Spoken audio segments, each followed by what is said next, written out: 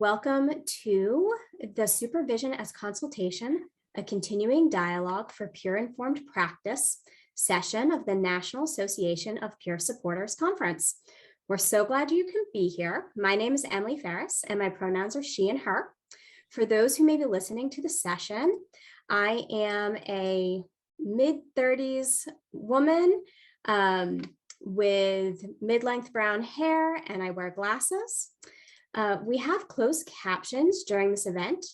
Please click on the CC or closed caption box in your Zoom toolbar to find the option to enable captions individually.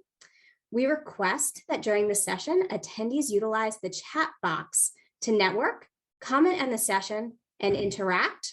Please utilize the Q&A box feature to ask questions of the presenter. We want to make sure that you have the ability to see all of the questions asked. So we request that you use the Q&A box rather than chat box. We also want to take a moment to thank all of our sponsors, without whom this conference wouldn't be possible. A huge thank you in particular to our full conference sponsor, Marigold Health. Please make sure to visit the virtual exhibit hall, which you can find in our conference page under the sponsors tab. Without further ado, I'd like to welcome our featured presenters for the session, Jonathan Edwards, an outgoing board member of N.A.P.S, and also from the New York City Department of Health and Mental Hygiene, and Gina Enders from the New York City Health and Hospital. Going to end share and then turn it over to you, Jonathan. Thank you so much. Thank you so much for the introduction and for the housekeeping. Would you kindly give us ability to share the screen? Yes, I apologize. It is giving me a little bit of a hard time. One moment. Thank you, everybody, for your patience. Okay. I would characterize Zoom as interesting at best. So I believe what I have to do is make you the co-host. So thank you. I do apologize, everybody, for hanging with me. All right. Okay, so are we able to see the title slide, everyone?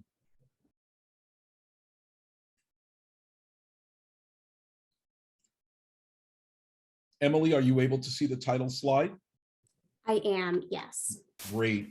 So good afternoon, everyone. My name is Jonathan Edwards, and I'm really happy to be here. I have been on the board of N.A.P.S for the last 4 years. So for transparency, I'm an outgoing board member, but very much a family member and a lifetime member of this wonderful organization. I'm here with a very esteemed co-presenter and partner in projects, Gina Enders from New York City Health and Hospitals, and she'll introduce herself momentarily. I just want to briefly say that we bring a collective 30 years of experience providing supervision training and recovery-oriented coaching, probably to over 500 of our fellow peer specialists and peer stakeholders nationwide. We're really excited to be here. This is an ever-emerging topic, supervision. We have both been in the position of being supervised by non-peers and also supervising cohorts of peer specialists working across various service settings in the hospital system, in government, in community-based organizations. And we're really happy to be here to promote supervision as a consultation model as opposed to the traditional hierarchy. And at that, I'll turn it over to Gita to do her introduction, and then we will begin. So thank you so much, and it's really great to be here. Good afternoon, everyone, and welcome to our workshop. The first thing I would like to mention is that there's construction in my building. We were unable to stop it for this presentation, and there was no other office available. So it's always good to come in with a little difficulty, because as peers, we always come in with just a little shred of difficulty. So yes, this is This is our severalth presentation on supervision as consultation, and we hope that everyone will take away something, supervisors and peers alike, that they can use in their practice, something very concrete and hopefully valuable. And I'll pass it back to Jonathan. Thank you so much, Geeta. And I just want to once again acknowledge Geeta as a really stellar partner in project planning and presenting.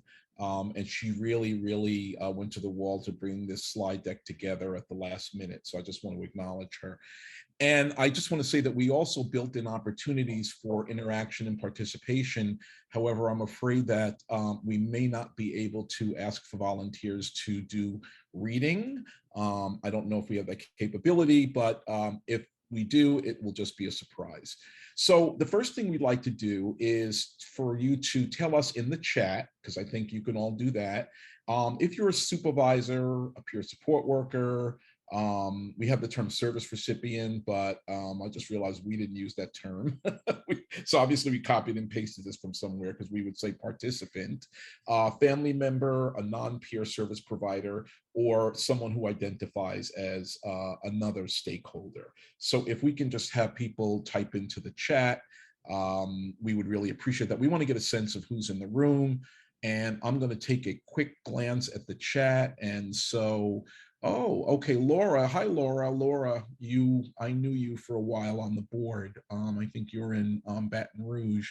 I just happened to see your name, so I'm giving you a shout out. So we have, let me see, supervisor, peer support worker, peer supporter, and program coordinator. Many hats I can identify. Peer supporter with outreach and a trainer. Other person with many hats. So we have a lot of supervisors here and we have peer supporters here. And that's really important because as our title indicates, supervision is collaboration. So if we had a room full of supervisors, at best at the very end, we can say, yes, we collaborate. But since there are peer supporters here, we'll hopefully be able to witness some of that great synergy and to share that with the room. So welcome everyone in whatever title that you are presenting in today. We're really glad to have you here. So we're going to go to the next slide. So in this slide, we are going to ask you to share in the chat to describe your favorite supervisor. Just one word that describes your favorite supervisor, past or present, does not have to be in peer services. Just we're looking for something that shows how you feel about supervision. Thank you. Ooh, grounded, collaborative, positive, mentor, enthusiastic, flexible, collaborative. Open. Ooh, supportive. Sherry, thank you for that. Wise. And Angie and Gloria, wise. Trust, Galen, also important. Oh, we don't have to do this webinar, John. Jonathan. Advocate. Okay. Because these are all characteristics that you will see in our critical functions of supervision. And so transparent, empowering. So I've had some good supervisors, would you say? Yeah, absolutely. And a coffee mug to boot. So okay, so now we're going to talk about like why we're here today, why supervision. I'm sure you could all tell us that, and we'll have some more opportunity for you to type into the chat. But we just want to sort of give some, broad sweeping reasons why we think this is important to be here today.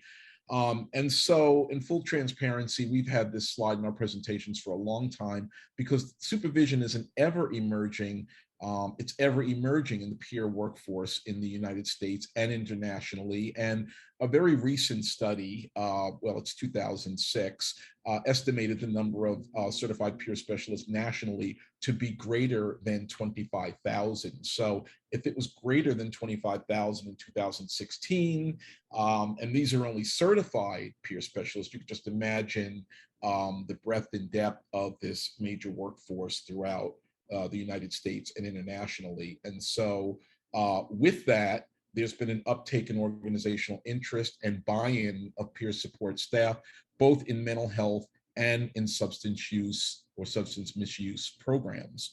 And there's been historical underutilization of established models that guide supervisory practice in the human services overall. So we're not just talking about, among peer supporters, but we're talking about in social work and other human service professions where we engage with other individuals.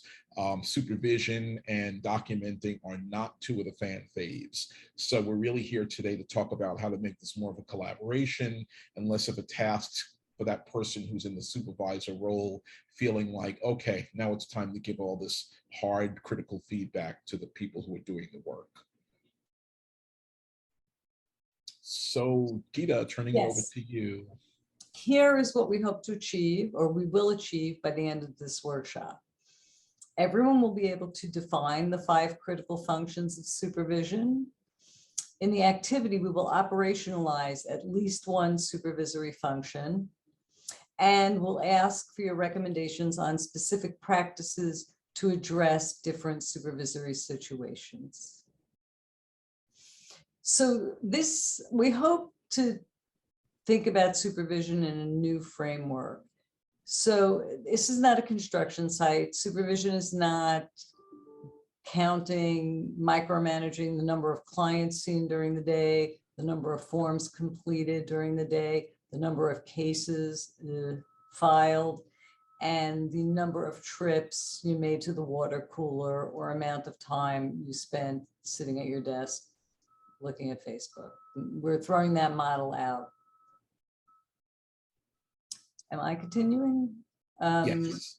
So supervision is a structured relationship whose goal is to help the individual practitioner gain the attitude, skills, and knowledge needed to become an effective worker. It is rooted in the development of social work and casework. I know Jonathan just talked about the paucity or lack of solid research and literature, even in those domains, mental health counseling. But the point is the concern for the various needs of the clients, participants, members that we assist. And we're going to go into the 5 critical functions, which are administrative, supportive, educative, advocacy, and evaluative. So what supervision is a significant alliance between 2 individuals, between the supervisor and, in our case, the peer support worker, different roles, but working together towards many common goals. Again, we're working towards the support and health of the people in our care. So what do we need? Teamwork, communication, mutual respect, mutuality, same value as in peer support, and professional development must be on the table. And these are paramount in the supervisory partnership. Thanks so much, Gita. So now we're going to talk about sort of like the centerpiece of this workshop, which is the 5 critical functions of supervision. And I always say to folks that, in full transparency, this slide, it's sort of, well, I was going to compare it to appendix, but I don't think that that would be accurate. It's sort of, I call it the pretty slide, and it's just really to reiterate what Gita said about the 5 functions, to administering, supporting, educating, advocating, and evaluating. We're going to talk about those more in depth. And what we're about to see is the 5 critical functions of supervision in practice reference tool. And reference tool is already indicating that we're going to have an opportunity to do a little bit of work, but hopefully fun and creative work around taking some of these functions and applying them to a couple of supervision situations that we've prepared for you. So this handy reference tool sort of outlines each of the 5 functions, as we can see going across the top. And going vertically, we've given several examples of each function. So for example, we always talk about supervision not starting in the office, but starting with the person's application, because hiring managers and supervisors need to make determinations of good fits, like, who has the skills to do the job, who has the background, and then there's the in-person, because sometimes we don't show up really great on paper, but we present really well. So there's a determination to make, and that really begins with the onboarding process. So we contend that supervision really starts even before you begin working with the person, because you're thinking about, who can I work with? Does this person bring the skills? Do they have the background? Then I need to think about, wow, how am I on my knowledge about organizational structure? Because I'm going to need to sort of convey that to the person who comes into this role. And I need to also help that person understand practices, policies, and procedures. And then support. And support really, that begins everywhere from like building rapport, always providing constructive feedback. Constructive feedback can take many forms, but we always want it to be constructive. We want to inspire excellence, and we want to promote wellness and self-care. More on that later, because that doesn't mean that I say to a supervisee, hey, let me see your RAP plan, but that I'm going to show regard and concern for a person doing the work of a peer specialist, just the same way I would as a social worker, understanding in my brain that there might be a nuanced concern, but not a double standard. And that's something that we can make an entire workshop around. And we always want to utilize a strengths-based and trauma-informed approach to help problem solve. Educating, explaining the big picture, providing the context and the value of the specific role that the peer supporter has in supporting the mission. Coaching, offering relevant training and conference attendance opportunities. Then we have advocating, fostering good morale and a respectful work environment, strengthening the practice of peer support by promoting its value, negotiating reasonable work accommodations when appropriate. And lastly, evaluating. And that doesn't mean, oh, it's our annual performance evaluation. We also contend it should not be at the performance evaluation where a worker first learns that there's an area that they could be doing better in, or conversely, an area that they really excel in. Communicating and managing expectations with respect to job performance on an ongoing basis. And performance evaluation should actually go in the last box, because we want to always address areas needing improvement, and progressive discipline, that taboo word where we think we're in trouble and unliked. But what it really means is that we're coming up with a plan to help close the gap between what your professional goals may be and where you might be right now in terms of performance. So progressive discipline, maybe we need to come up with a different name, can actually be a positive thing, and it really is how we frame it. So this reference tool, these are examples, as we said, of how to apply specific functions to various situations. And this is not exhaustive. These are just examples. So now I'm going to turn it back over to Geeta to talk about the workshop activity, which we will do via chat. And I'm going to jump because the drilling stopped. If not, I'll turn it back to Jonathan. So we're going to be putting some supervision situations up on the screen. It doesn't seem that we can have a volunteer read. Is that the case? So one of us will read the situation, after which participants will utilize the 5 critical functions of supervision in practice reference tool that you just saw, which we will repost on the screen, to respond to the question that follows the situation. So that we present the situation and we'll ask a question at the end relating to consultative or collaborative supervision. The reference tool provides the examples that Jonathan just reviewed, so we can use them to inform a response to the situations that come up in supervision. Thank you, Geeta. And I'm just going to ask people to sit with that for one moment and just to sort of look at the slide again. Basically, we're doing 2 things. We're going to read the scenario. We'd really like to invite someone to read it, but we still don't know if that can happen. If it can happen, can someone unmute themselves and say, I'll do it? If we don't hear that in 10 seconds, then we know that we'll read it. Okay. That wasn't 10 seconds, but time is of the essence. And then the chart will come up again, or the table or the reference tool. And so you'll be able to look at that and say, which function might I use to apply to the situation, or to best address the situation? And then you will have the scenario that we're going to read. We're going to put that in the chat so that you will be able to see the scenario and the functions simultaneously. So we're going to advance to the first scenario. I'm going to ask Gita to please read it while I'm copying it and putting it into the chat. I'm going to have to bounce that back to you, Jonathan. Can you hear? Yes.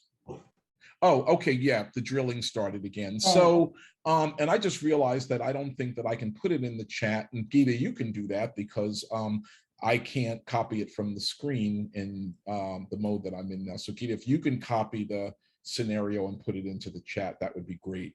So this is supervision situation number 1, letting you know that we have more than one. Providing supervision with a peer specialist addressing boundary issues while providing services in the community. So Timothy is a peer navigator for a well-known community-based organization. Dolores, one of the people he supports, overheard Timothy talking about the wonderful and enlightening church service he attended last week. Seeking to find a church family and wanting a sense of belonging, Dolores approached Timothy to ask if she could attend service with him on the following Sunday. Uncertain of how to respond, Timothy asks Dolores if he can get back to her later, and then contacts his supervisor to discuss the matter. Using one or more examples from the critical functions of supervision in practice reference tool, how might you, as Timothy's supervisor, consult with him around this issue? So thank you, Gita, for putting that in the chat. And I'm just going to ask people to just take this in for a moment. Once again, providing supervision with a peer specialist addressing boundary issues while providing services in the community. We got Timothy, who's the peer navigator, Dolores, the person he supports who'd like to go to church service with him, and you're the supervisor. So now we're going to go back to this chart. And Gita has put the scenario in the chat. So we're just going to allow 2 minutes to review the scenario or the situation in the chat, and then look at this chart and say, which function might I apply? And which example under which function might I use? And if not an example that's given in the table, then an example that I can think of.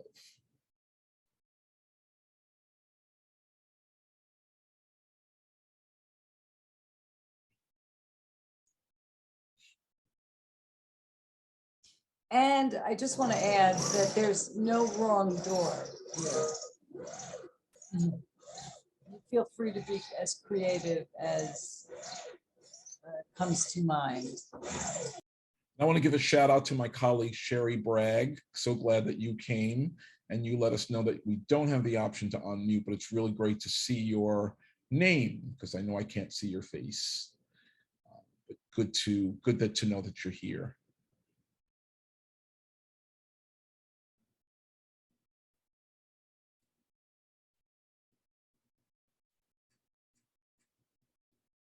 It's good to see new people also. I say meeting you all, but we're seeing your names and we'll let that be the proxy for meeting you. But we have a term of people that we typically see in New York City, and it's really great to get outside the city and to meet new people. So hello again. Thank you for attending this workshop.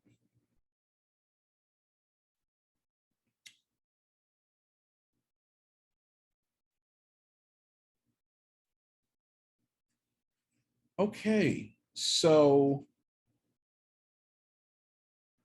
we've got responses coming in, and this is great. I take that to mean that the instructions after Gita gave her overview were fairly clear, so that gives me confidence. So Sharon talks about support, utilizing strengths-based and a TI approach, trauma-informed approach, to help the peer problem solve. Great. I just really wish we could hear from you all because we know you have so much more to say, but this is the best we can do. And as someone said to Gita, kudos for pressing on despite the distractions. And to us, kudos for plowing through despite the limitations of technology. Sandy says administrative to help her understand policies, whatever they may be. That's the job of the supervisor, is to help to interpret and convey those policies around practices of, can we escort someone to a spiritual service? Can we take them here? Can we take them there? I think, we could take them to the Social Security office, so we should be able to take them to church, but that's just my 2 cents. It's probably why I'm not in charge of anything. And then there's support, inspire excellence, promote self-care and trauma-informed approach, supportive. We're getting a lot of support. That's great. I always feel it's important to support someone you're supervising, regardless of what the answer or the outcome might be. Support, promote wellness and self-care to protect their own boundaries outside of work. Also really important.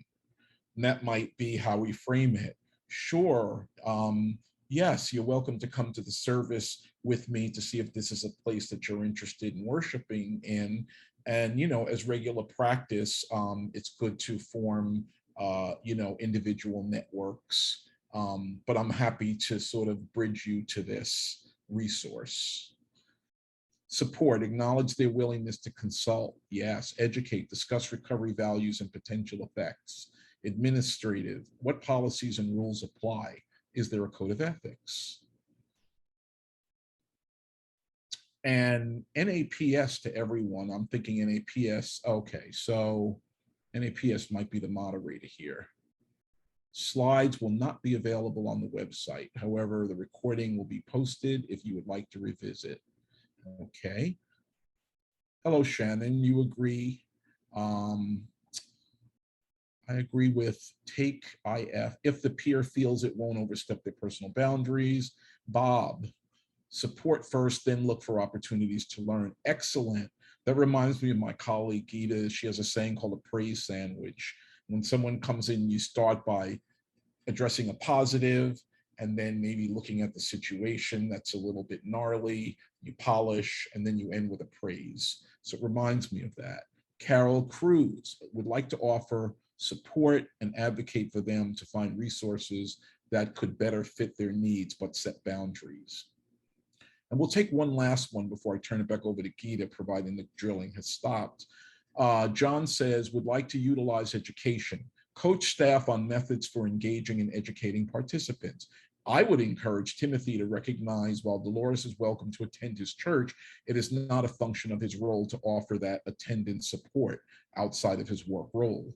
I would encourage Timothy to approach this in a sensitive and trauma-informed approach, recognizing Dolores's desire for community. John, who are you? Where are you? And can I have your autograph? That is fabulous. If you see that in a future presentation, yes, we borrowed it from you. And then Mandy, actually all of them, administrative, that pertains to the policies and procedures, support the initiative and directions, educate, coaching around the possibilities, advocate, peer supporting the values, evaluate what are next steps. And Gita, yes, we will share our information and we can send you the slides. This is really great. Thank you so much. Gita, you're going to unmute and say something. I want to just say that, like I said, there's no wrong door, because I worked for a while, almost 15 years in a very rural part of Arizona where there was only one clinic and there was only one Catholic church. And so in those circumstances, you have to work around those kind of limitations. Although I really want to tip a hat to John Caldwell, because in those situations, you have to be even more careful not to peer support. So it was like peer supporting a friend. You wouldn't, if you were a doctor, you wouldn't treat a close friend with surgery. But, so your answer is really different depending on where you're coming from. and I'm going to jump out. Okay. Thanks so much, Keita, and thanks for the context that, like in New York City, we sometimes forget that, you go into another area of the state that, there may not be a church or 5 churches on every block, and choices are more limited, and community looks different. The line between community and work look different. So we always have to bring in context. Okay, so can we just get a little quick response in the chat, like maybe a 1 word? How was this for you? Was the exercise, was it redundant? Was it like, why are they doing this? Was it informative? Did it feel challenging? Do you think that this is a tool that can help you? Enriching, informative. We need the feedback. Like the tool and exercise, mind expanding. I wish I could say it's not an ego trip, folks, but we really do need the feedback. Outstanding. Wow. Yeah, I just demonstrated something that's hard to do in supervision, and it's to ask for feedback. Okay. I just did that today, but then you're always worried that somebody is too afraid to say something bad. They were just being nice. Yeah. But that's my own insecurity. So Yeah. whatever you want to make of that. Just want to say we hope to see you at a future conference when Geeta and I are running around, dragging chairs around a conference room, putting them in circles for small groups, because we usually do these in breakout rooms. We're usually running around with color-coded handouts. Okay, great. Yeah, please reach out to us and we can send you the slides. As you continue to offer feedback, Geeta, do you say we're ready to move to the next one, or do we want to say any more about Timothy and Dolores? I think we're good with Timothy and Dolores. I think the next situation is a little more nuanced and maybe difficult. No, I don't want to say difficult, maybe more thought-provoking. Okay. Do you think you might like to read until and if drilling starts? Absolutely. Okay, here we go. Let me just first paste this into the chat box. There we go. Mary Lee has been working for a managed care organization, MCO, for 9 months. She came across information about an annual peer specialist conference focused on trauma-informed care for peer specialists working in forensic settings and would like to attend. Mary Lee acknowledged that she enjoys being around other peers with whom she went through training, and that she feels isolated being the only peer specialist working for the MCO. As Mary Lee's supervisor, you feel reasonably concerned that she has a backlog of paperwork to review and that she has also just returned from a 3-day managed care summit. Using one or more examples from the reference tool, how might you, as Mary Lee's supervisor, consult with her around this issue of professional development versus job performance? And that is in the chat box.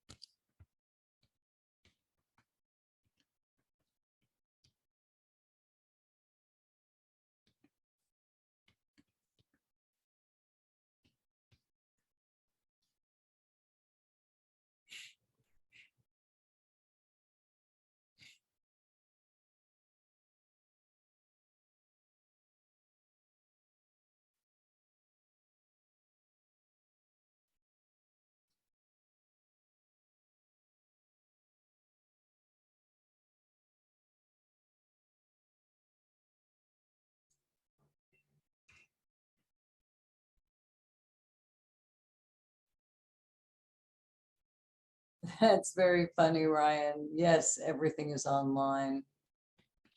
I do miss the face-to-face.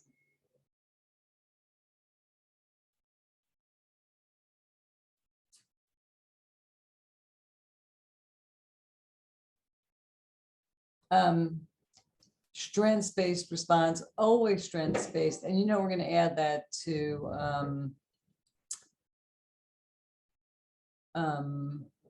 every slide. And I think those are interesting qualities that you're pulling out. Great that she wants to connect and she's aware of feeling isolated. It's really unfortunate that so many places still hire one peer. Oh, I'm falling behind. Help her with the paperwork. Now that's very supportive.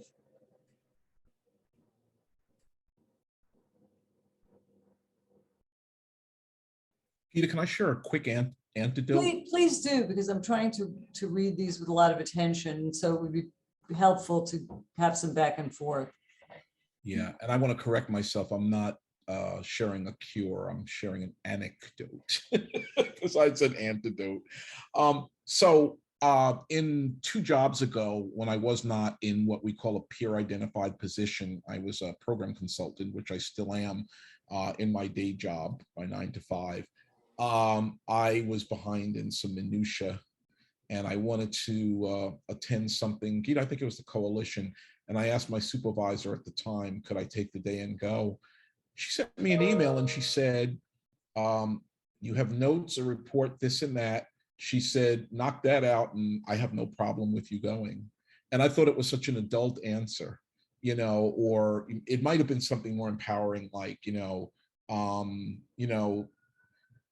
if you have a plan for, doing that. It was said with so much more finesse, but basically she was saying, do your work and go. And I felt really, really empowered. And I continued to sit there and knock all that stuff out in 2 hours. And I just felt like such an adult. Like, you want to talk about self-determination. And I'm sure if I had asked her for assistance, I would have gotten it. And so I think that that's good supervision, when we trust and know that there'll be support. And I think supervisors like transparency. They don't like to be blindsided. So I think when we ask for the support and sort of talk about the conditions, or go in with a plan, we always coach our fellow peers, go into supervision with a plan. Hate to use the metaphor, but it's like going into a doctor's office with your goals, your desires, your preferences, as opposed to being told what to do. So that's where we contend that supervision really is a consultative process and a partnership. Thanks, Keita, for the space. You're welcome. There's so much going through. It's a little hard to keep up, but I want to hone in on help her understand policies administrative, because here at Health and Hospitals, there is a policy for blowing your nose. We're a huge government agency, and you're only allowed to go to a certain number of conferences per year, and you can apply for an exception. And when you get the answer, the conference has already passed. And this communication expectations is also very important. I don't think enough of that gets done in supervision. I know I always, you want to end on a high note, but you don't want someone to leave without knowing what's expected of them. This, by the way, forwards to the evaluative function, where you don't want to evaluate people on things they didn't know they were supposed to do.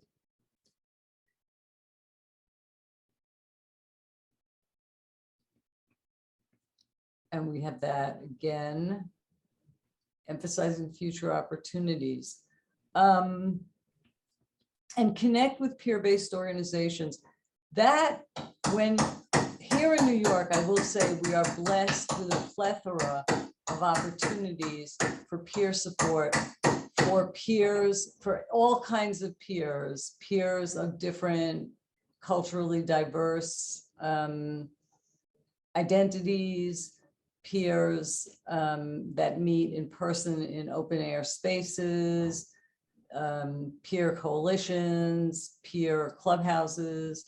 So yes, you have to, it's good for, as a supervisor, in terms of advocacy, to be aware of the peer landscape wherever it is that you are supervising or working at the time.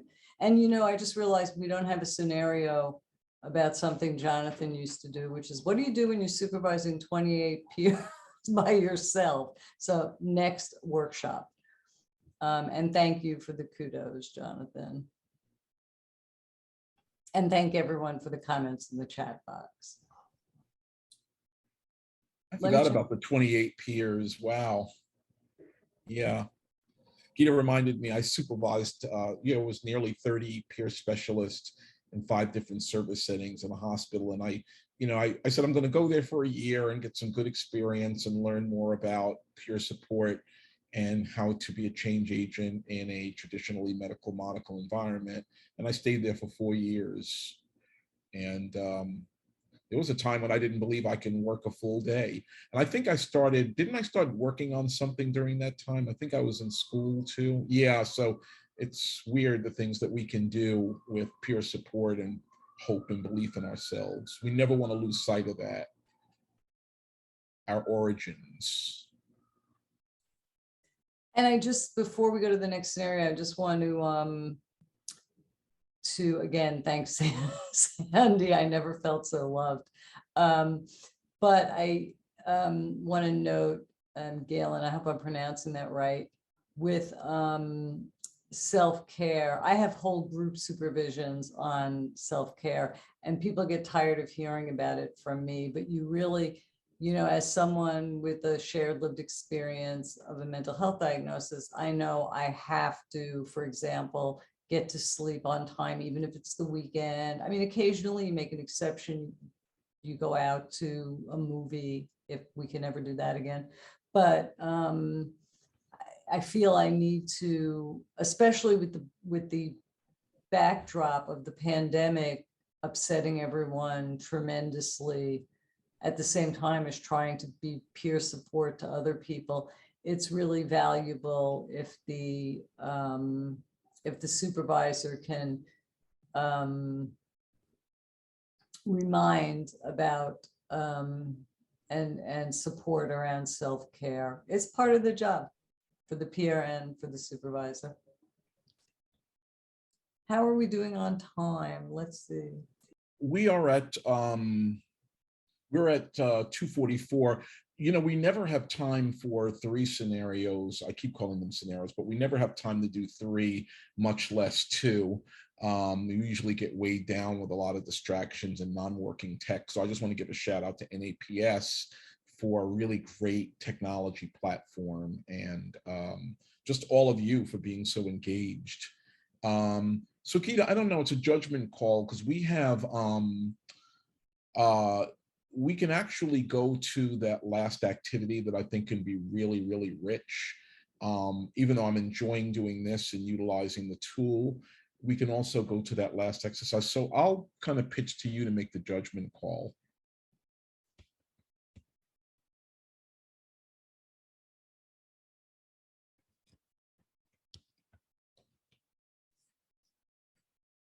Oh, you're on mute. And they're not even drilling. I think we can go to it, and just remember to leave 5 minutes for just our mutuality, and just apologies in advance if we don't acknowledge someone in the chat. But I want to go to this next one, because this, I'm going to ask Jonathan to read it, but this is a literally ripped from the headlines scenario that happens all the time here, and supervising around it is effortful. So Jonathan, take it away. Okay, providing supervision with a peer specialist working in an emergency department. Rhonda works the evening shift in the emergency department of a busy public hospital. Her job is to engage with individuals who are dealing with issues related to a mental health challenge. Some of their stories are vivid accounts of homelessness, addiction, and domestic violence. Often these individuals tell Rhonda that they do not belong in the emergency room, but a family member or friend has called 911, as many of these people have histories of psychiatric treatment. Rhonda has been trained to advocate for individuals and promote choice, but frequently her clinical colleagues override her suggestions and recommend that the person be hospitalized. Ultimately, Rhonda feels that her peer support values are being compromised and her role on the team undermined. Using one or more examples from the critical functions of supervision and practice reference tool, how might you, as Rhonda's supervisor, consult with her around secondary trauma and staying peer while working in a clinical setting? Gita, you must have rewritten this because it's gnarly and it flows. So you must have rewritten this because it's really very clear and very jarring. So I believe that's in the chat. And what we're going to do now is then put up the reference tool again to sort of enlist your wisdom in responding to this very challenging and oftentimes too common situation.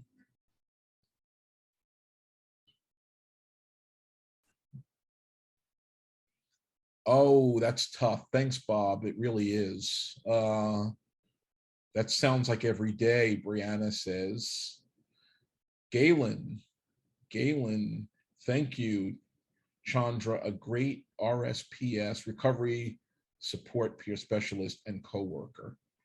Okay, that's what happened to me a couple of times. Okay, you're in the right place because we can truly say we understand. Gee, that happens more than we would like to chat about.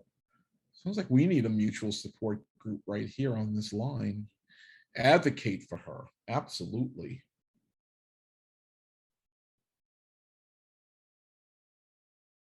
I'm biting my tongue. I'm always tempted to tell tales out of school as to what happened. I don't want to say what happened to, but what happened regarding a psychiatrist who she did not collaborate with the peers in the emergency department. And it wasn't that she made a particular judgment call. She made it in absence of the peer input after they had really cautioned her around their concerns. And actually, it was to the concerns about her discharging a person too prematurely, not necessarily hospitalizing them, but maybe asking them to stay for observation a little longer. And she sort of gapped it off. And then the person got into the parking lot and harmed themselves. And there was a big meeting the next morning. And then she was working in the record room, So she was working in the record room. And then she came and said to me that it was my fault that she was working in the record room. And I said, it's my pride that the peers did their job. So, it gets kind of gnarly. Advocate, strengthen the practice of peer support by promoting its value, support, inspire excellence, and promote wellness and self-care. Shannon says she thinks educate and advocate. Feeling like on our team, we talk about how we can educate and advocate others, including clinical teams. It's often a long road with many unfortunate series that happen along the way. True. Chandra, it's not up to me to decide where they should go, but to support them while they navigate their situations. It's important that I respect the roles of the clinicians and physicians in their roles also. It sounds like good interdisciplinary respect. Chandra, I want to call you in for that. Absolutely, and especially because here, Health and Hospitals is the public health system for the city of New York. It's the largest municipal health system in the country. And the peers are the peer support workers, I should say, very, very valued. And interestingly, I just heard a story, I can't tell this out of school, but I just heard a story where the social workers were undergoing this self-same overriding by doctors and clinicians. And so everyone, I hate the phrase stay in your lane, but work as a team, always definitely way to go. Can't lose. Yeah. And respect someone else's training, even if you know that it could use some transforming. The meeting people where they are, that shouldn't just be for participants. That needs to be for us as coworkers, that, someone's been clinically trained. It's not about saying you need to throw out everything you're doing. Sometimes we need to revisit, we need to reassess, we need to look at what's happening, because systems change takes a very, very long time, even with the best and the most of resources. So it's never about telling somebody you're wrong. It really is about engaging them and really looking at how to best serve the person at the center of concern. Yeah, these are great responses, Geet. I'm glad that you suggested that we go to this. What I want to do, since we have 8 minutes left, is to just ask everyone, if you're interested in getting slides from us, if you could just pop your first name and email address in the chat, and we will get those out to you in the next few weeks. And then I think, Peter, you think we're ready to go to that last slide where we kind of talk about, what qualities people look for in a good supervisor? Yes, and I'm just a little caught off guard here, because I am now copying all of this from. I just saved the chat. Can you save the chat? I apologize for interrupting. I will get you everyone's email address. Thank you. Yeah. Oh, thank you. And I just saved the chat, actually, Geeta. So I didn't know if that would work. Oh, it worked. Yeah, it worked. Yeah, yeah. I don't have to do screenshots this time. I saved the chat, and I'll just send you that as an attachment. Yeah, and I'll PDF this right up. And yeah, so you don't have to do anything arduous that way. So we're going to move to the last slide. And based on what you learned today, or on what you shared today, what qualities would you look for in a supervisor? And if you could please type your responses in the chat. Oh, hey, Rita. Here's our buddy Rita. She's probably scootering. Rita's probably scootering between cities to different workshops. Our friend and colleague, Rita Cronice. Shout out, definitely. I'm always on our mind.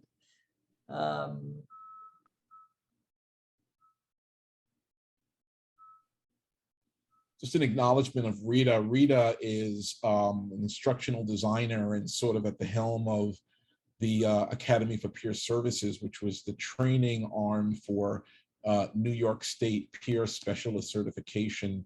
And Rita's ubiquitous. I don't know how she gets her work done, but she gets it all done and more. And she's just a wonderful colleague and just an invaluable resource to the peer support workforce community.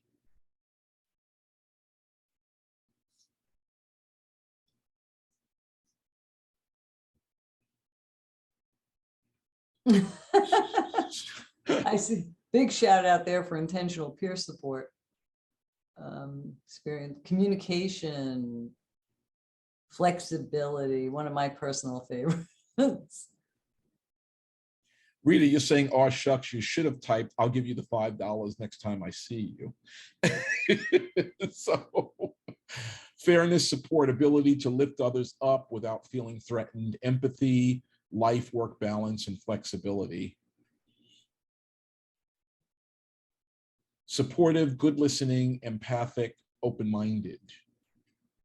Oh, and here's a little tip. You supervisors may all already be doing this, but I sneak that life work question into an interview. I ask people what they do to keep themselves well out, because sometimes people will rely on, we should do a workshop on interviewing. Some people rely on, or they think you want to hear about how they manage their illness or manage their wellness. And I want to hear about how you manage your wellness. And that's hobbies and music and journaling or whatever it is. So we encourage that from the get-go here.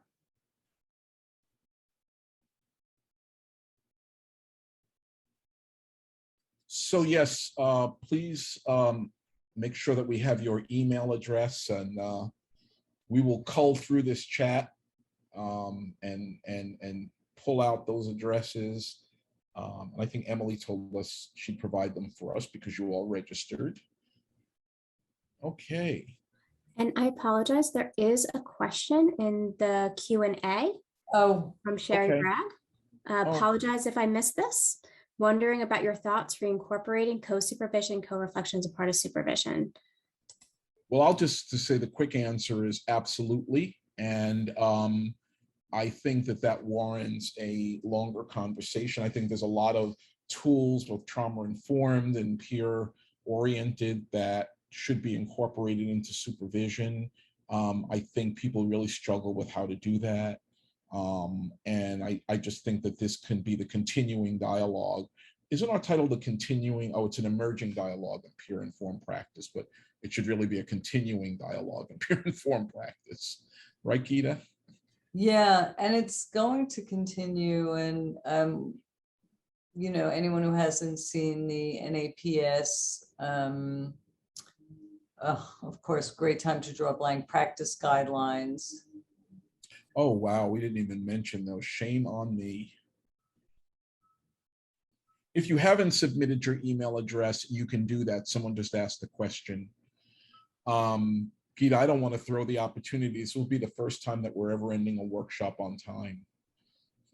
It's true. We have 2 minutes and we should definitely go out with Meg. It's been just absolutely great hearing from you guys. Ooh, non-clinical supervisor to a team of peer specialists. That is fortunate. That's one thing we're trying to crack. We do have at H&H several supervising peer specialists. It's called level 3 supervising peer, because that's the way places like the city of New York do things. But we would like to see more. Someone just asked me today, why don't we have more peers in supervisory positions? And part of it, we have, just so you know, we have about 80, I think it's 81 peer specialists working in the system now, but we've got 30 open postings, and it shows no sign of going away. So hopefully by next year's conference, we'll have more supervisors that are peers. Thank you. Yeah. Thank you, everyone. This has really been delightful. And I have to say that the energy that you all brought today just kind of made us feel that we were face to face. Without the ability to hear you, we still heard you and we felt you and we appreciate you. And thank you so much for coming to our workshop. Thank you, Gita, for an amazing job and great focus and wonderful slides. And I'll pitch back to you for the last word. And actually, it's funny because psychologically speaking, I've long lost the desire to have the last word. But again, I would just repeat what Jonathan said. This has been a great group, and I think it's a tribute to, after this long pandemic, we are all, both presenters and attendees, finally getting the hang of how to participate in the virtual space. And for that, I give us all kudos. And again, thank you for choosing our workshop.